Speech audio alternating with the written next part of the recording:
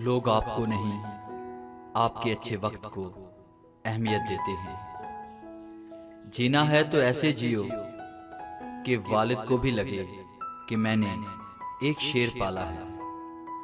जिंदगी का कोई रिमोट नहीं होता, उठो जागो और खुद को बदलो।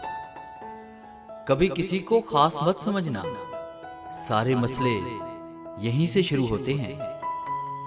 जिस दिन पैसा बोलने लगता है तो लोग कान बंद करके भी समझने लग जाते हैं। परवाह मत करो कि कोई क्या कहता है, क्योंकि तुम्हारे घर के अखराजात तुमने उठाने हैं, लोगों ने नहीं।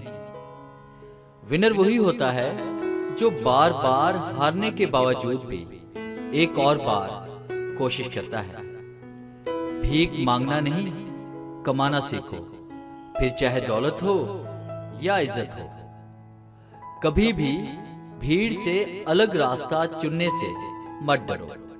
जरूरी नहीं कि भीड़ हमेशा सही रास्ते पर हो।